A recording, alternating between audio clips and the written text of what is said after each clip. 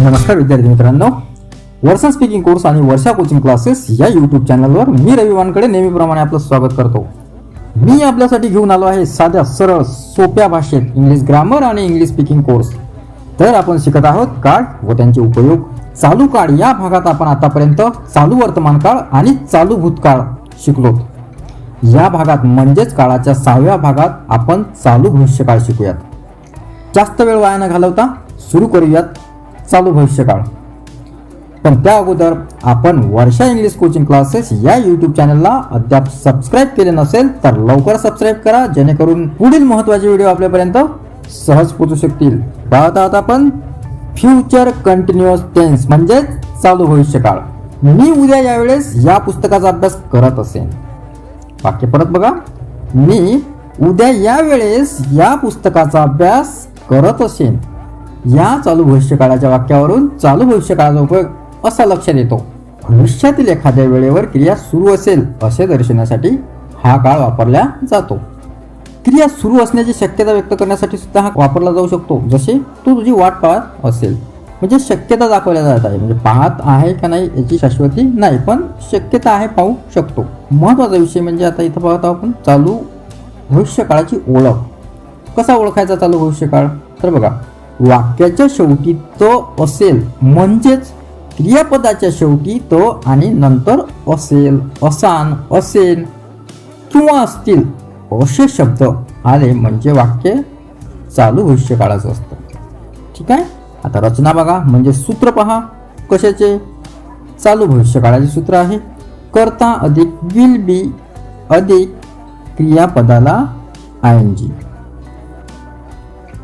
हेच सूत्र आपण इंग्रजीत पाहू, म्हणजे formula subject plus will be plus VING म्हणजेच V4. ठीक आहे. आता चालू भविष्यकाळ समजून घेण्यासाठी आता पुढील वाक्य आपण अभ्यासू. पहिलं उदाहरण आहे आता इथं, तो येत असेल. हेच वाक्य इंग्रजीत होणार ही विल बी कमिंग. आता सूत्र काय आपलं, कर्ता अधिक विल बी अधिक क्रियापदाला ING. या सूत्रानुसार हे वाक्य समजून घेऊ. आता पहा, वरील वाक्यात ही म्हणजे तो हा कर्ता आहे. ठीक आहे. आणि विल बी म्हणजेच असेल हे बीचे रूप आहे आणि कमिंग म्हणजे कम म्हणजे येणे हे क्रियापद आहे. आता अधिक चांगल्या प्रकारे समजून घेण्यासाठी आणखी उदाहरणे पाहूया. बघा, दुसरं वाक्य आहे तो अभ्यास करत आहे. हे विल बी स्टडीइंग. तिसरं उदाहरण, मी उद्या यावेळेस शिकवत असेन.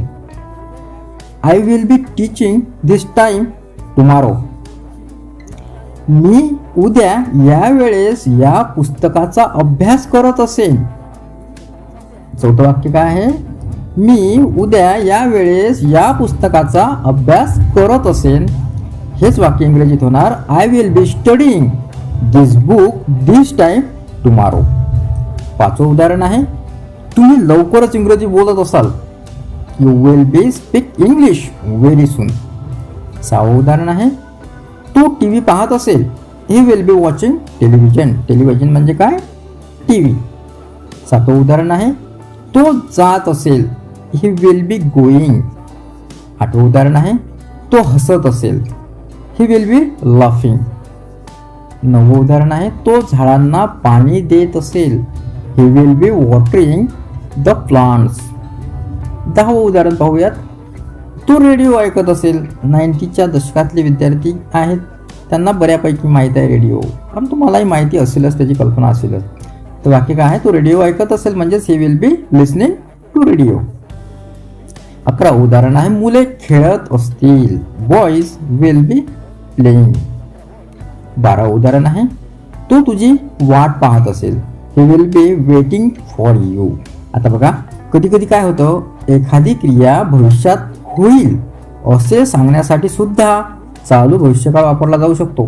जसं की हे उदाहरण पहा आता, I will B meeting him tomorrow. म्हणजे मराठीत काय वाक्य, मी त्याला उद्या भेटेल. आता मीटिंग म्हणजे भेटत असेल असं नाही. I will B meeting him tomorrow म्हणजे काय, मी त्याला उद्या भेटेन.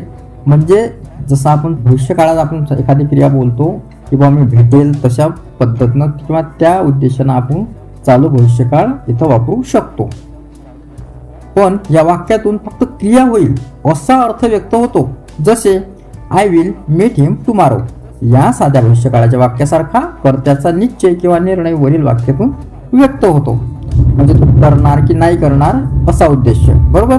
आता बघा, फक्त नेहमीप्रमाणे क्रिया होईल, फक्त नेहमीप्रमाणे क्रिया होईल आणि त्यात विशेष असं काही नाही असं चालू काळ भविष्यकाळाच्या वाक्यातून सूचित होतं.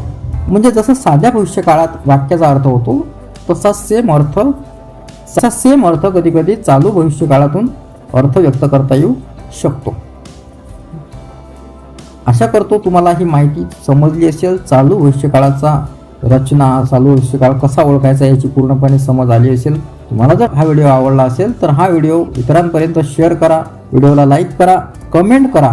आपण अजूनही जर वर्षा इंग्लिश कोचिंग क्लासेस या यूट्यूब चॅनलला सबस्क्राईब केलं नसेल तर नक्की सबस्क्राईब करा आणि बेल आयकॉनवर क्लिक करायला विसरू नका, म्हणजे जेणेकरून नवीन व्हिडिओचे नोटिफिकेशन आपल्यापर्यंत सहज पोहोचू शकतील. धन्यवाद. थँक्यू.